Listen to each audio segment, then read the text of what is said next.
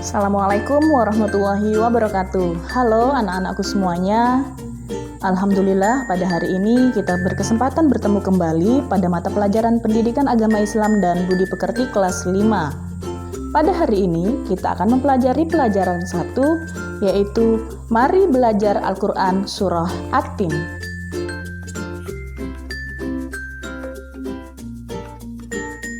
Pada pembelajaran 1 ini terdapat 4 subtema, yaitu yang pertama adalah membaca Quran Surah At-Tin, yang kedua menghafal Quran Surah At-Tin, yang ketiga menuliskan surat At-Tin, dan yang keempat mengetahui apa isi kandungan Quran Surah At-Tin.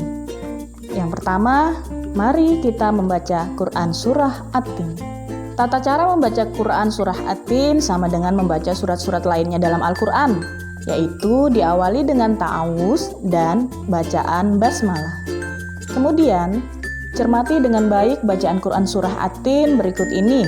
Bagi yang sudah lancar membaca, silakan saja langsung membacanya dengan bacaan tartil. Tartil artinya membaca sesuai dengan kata, tanda, dan barisnya. Bacalah dengan tenang dan tidak tergesa-gesa. Selanjutnya, bagi yang belum lancar membaca, coba perhatikan dengan baik bagaimana gurumu atau orang tuamu atau juga temanmu yang sudah lancar membaca atau melafalkan Quran Surah At-Tin. Kemudian, ikuti langkah-langkah cara membaca Al-Quran yang mudah dan benar berikut ini.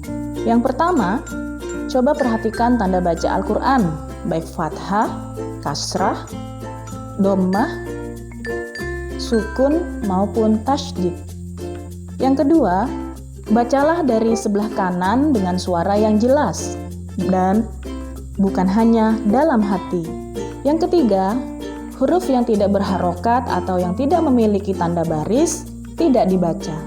Yang keempat, pada kata wattini, huruf wa langsung digabungkan ke dalam huruf ta. Yang dalam hal ini huruf ta bertasydid menjadi wattini, bukan watini, tapi wattini. Yang kelima, perhatikan perubahan syakal dan huruf-hurufnya. Cermati bapak atau ibu gurumu ketika membaca. Dan ketika melafalkan ayat demi ayat. Ketujuh, bacalah Quran Surah At-Tin ini dengan berulang-ulang, maka insya Allah kita akan mendapat kemudahan untuk lancar membacanya. Selanjutnya, perhatikan bacaan Surah At-Tin berikut ini dan simak baik-baik. A'udzu billahi minasy syaithanir rajim. Bismillahirrahmanirrahim. Wattini wazzaitun wa turi sinina wa hadzal baladil amin. Laqad khalaqnal insana fi ahsani taqwim. ثم رددناه أسفل سافلين إلا الذين آمنوا وعملوا الصالحات فلهم أجر غير ممنون فما يكذبك بعد بالدين أليس الله بأحكم الحاكمين. Nah, bagaimana anak-anakku? Kira-kira sudah tahu bagaimana cara membaca surat At-Tin yang baik dan benar? Alhamdulillah, mudah-mudahan melalui pembelajaran tadi, kita semua diberi kemudahan untuk lancar membacanya. Baiklah, mari beranjak ke subtema yang kedua adalah menghafal Quran Surah At-Tin. Bagaimana cara menghafal Quran Surah At-Tin? Dan mengapa kita harus menghafalkannya? Jawabannya adalah karena Surah At-Tin merupakan salah satu surat pendek dalam Al-Quran yang dapat kita baca dalam bacaan sholat. Dan bagaimana cara menghafalkannya? Tentulah cara menghafalkannya sangat mudah. Yang pertama, mulailah menghafalkannya dari ayat yang pertama. Ayat pertama harus kita baca secara berulang-ulang sampai dengan lancar. Setelah kita baca berulang-ulang, kita juga harus mengeraskan bacaan agar apa? Agar apa yang kita baca dapat kita cermati dan dapat kita hafal sampai dengan lancar. Begitu juga dengan ayat yang kedua, ketiga, dan seterusnya. Intinya, cara menghafalkan dengan mudah adalah selalu mengulang-ulang ayat demi ayat sampai kita benar-benar lancar dalam menghafalkannya. Setelah ayat demi ayat sudah lancar, sampai kita benar-benar hafal, maka mintalah bantuan orang yang ada di sekitarmu. Misalkan bapak atau ibu atau kakak atau yang lain-lainnya untuk menyimak hasil hafalanmu guna memantapkan apa yang telah kalian hafal itu benar-benar sudah hafal. Baiklah anak-anakku, begitulah tadi cara menghafal Quran Surah At-Tin dengan mudah. Baiklah, kita membahas subtema yang ketiga, yaitu menulis Quran Surah At-Tin. Saya sangat yakin kalian dapat menulis Quran Surah At-Tin dengan baik. Karena apa? Karena menulis Quran Surah At-Tin atau menulis huruf Al-Quran akan memperoleh ilmu dan keterampilan serta pahala dari Allah Subhanahu wa Ta'ala. Menulis huruf Al-Quran tidaklah sulit, asalkan rajin dan teliti dan penuh kesabaran. Intinya adalah tanamkan pada diri kalian bahwa kalian bisa. Insya Allah akan muncul motivasi dan percaya diri pada kalian bahwa kalian benar-benar bisa menuliskannya. Dalam menuliskan huruf-huruf Al-Quran, hendaklah memperhatikan letak-letak hurufnya. Ada yang berada di tengah garis, ada yang berada di bawah garis, ada yang berada di atas garis. Nah, semua itu telah saya ajarkan di kelas 4 kemarin, dan untuk mengingat kembali, simak video selanjutnya.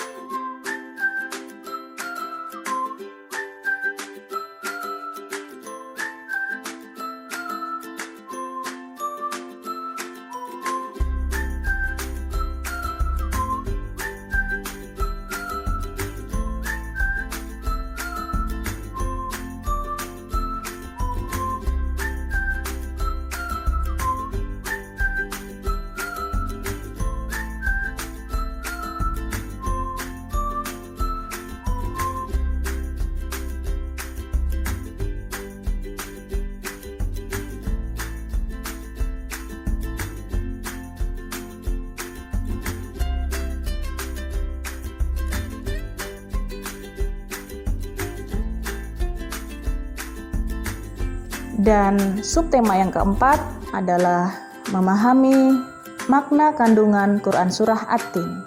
Mengapa dinamakan Surah At-Tin?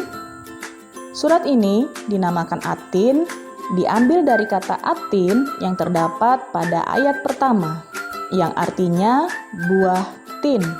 Surah At-Tin adalah surah yang ke-95 dalam Al-Quran yang berjumlah 8 ayat dan termasuk golongan surah yang diturunkan di Mekah. Oleh karena itu disebut dengan surah Makkiyah. Apa saja isi kandungan surah At-Tin? Mari kita lihat pada ayat pertama. Tin adalah buah yang enak dan lembut serta cepat dicerna. Ia menjadi obat yang banyak manfaatnya, seperti memperhalus fisik, mengencerkan dahak, membersihkan ginjal, menghancurkan batu pada saluran air seni, menggemukkan badan, dan dapat melonggarkan rongga hati dan limpa. Zaitun adalah buah yang memiliki keistimewaan karena kandungan minyaknya yang berlimpah, sehingga dapat dipergunakan di daerah yang kurang memiliki minyak. Selanjutnya, isi kandungan pada ayat kedua. Gunung Sinai terletak di semenanjung Sinai, lintasan antara tanah Mesir ke Israel, Arab, dan Mesopotamia. Gunung setinggi 2.285 meter ini juga dikenal dengan nama Jabal Musa atau Gunung Nabi Musa, karena di tempat ini Nabi Musa menerima wahyunya yang pertama dan menjadi rasul. Pada malam Mi'raj, Nabi Muhammad SAW berhenti sebentar di tempat ini dan melaksanakan sholat sebagai penghormatan beliau pada kesucian tempat tersebut. Baiklah, selanjutnya, apa isi kandungan ayat ketiga surah At-Tin? Pada ayat ini disebutkan bahwa kota yang aman adalah kota Mekah. Siapapun yang memasukinya terjaga keamanan dan keselamatannya. Kota Mekah ini juga dikenal dengan sebutan Ummul Qura dan tanah yang aman. Tentunya kota Mekah ini banyak sekali menyimpan sejarah tentang Nabi Ibrahim alaihissalam. Selanjutnya, isi kandungan Quran Surah At-Tin yang keempat adalah bahwa Allah Subhanahu wa Ta'ala menjadikan manusia dalam bentuk yang sebaik-baiknya. Proses kejadian manusia tidak sama dengan proses kejadian makhluk-makhluk lainnya. Manusia memiliki akal, jasmani, rohani, dan nafsu. Anggota tubuh manusia serasi dan seimbang sehingga tampak indah dan memudahkan untuk melakukan kegiatan. Sedangkan hewan hanya memiliki jasmani dan nafsu saja. Manusia harus mampu menjaga keseimbangan yang dimiliki agar supaya menjadi mulia. Apabila manusia mengutamakan nafsunya, maka ia turun derajatnya seperti hewan. Selain rohani, manusia juga dibekali dengan akal pikiran agar dapat membedakan mana yang baik dan mana yang buruk. Selanjutnya, isi kandungan ayat yang kelima adalah Allah Subhanahu wa Ta'ala mengingatkan manusia, sekalipun mereka sempurna, tetapi dapat turun derajatnya menjadi hina karena pengetahuan, sikap, dan perilakunya telah keluar dari aturan yang ditetapkan oleh Allah Subhanahu wa Ta'ala melalui Rasul-Rasulnya. Berikut ini contoh kelebihan manusia dibandingkan dengan makhluk-makhluk lainnya. Mari kita simak.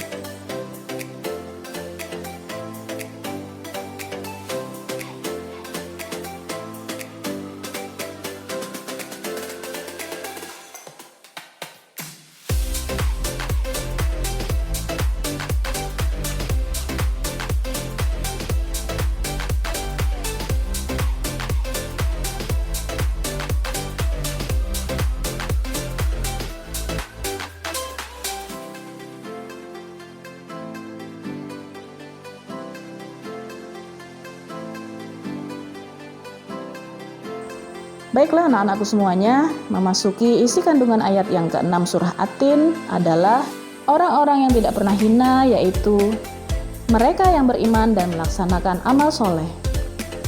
Orang yang demikian itu akan selamat dari kehinaan baik di dunia maupun di akhirat. Berikut ini contoh orang yang beriman dan beramal soleh. Mari kita simak.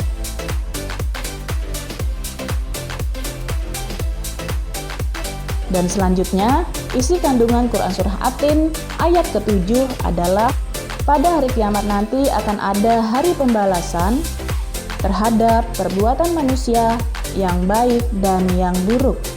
Maka dari itu, manusia seharusnya tidak meragukan lagi akan adanya hari pembalasan. Karena Allah Subhanahu wa Ta'ala telah menunjukkan bukti-buktinya. Allah Subhanahu wa Ta'ala telah memberikan akal kepada manusia untuk berpikir tentang ciptaannya dan juga hati untuk merasakan iman. Oleh karena itu, kita sebagai manusia tentulah tidak melupakan bahwa akan adanya hari kiamat dan juga jangan sampai lupa dan lalai sehingga terjerumus ke dalam dosa dan hinaan.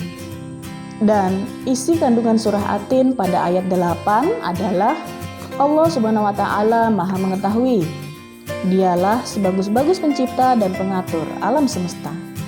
Allah Subhanahu wa Ta'ala yang memberi segala keputusan atas segala sesuatu.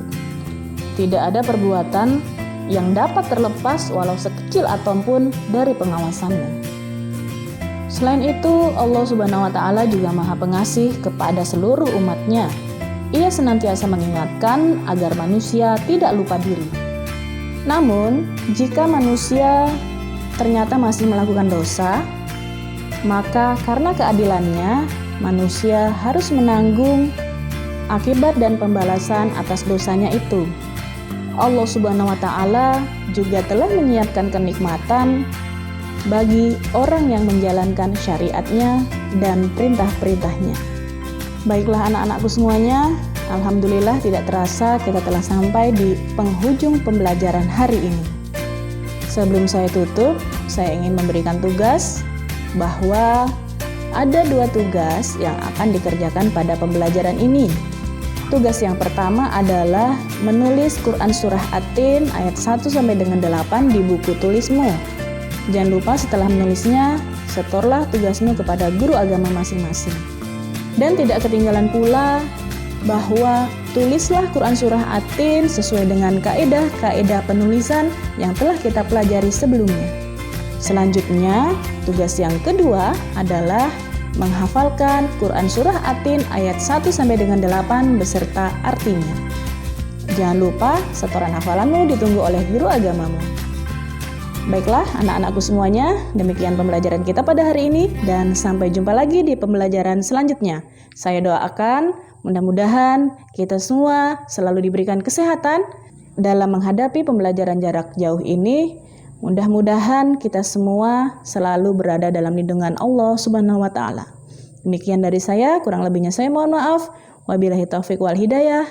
Wassalamualaikum warahmatullahi wabarakatuh.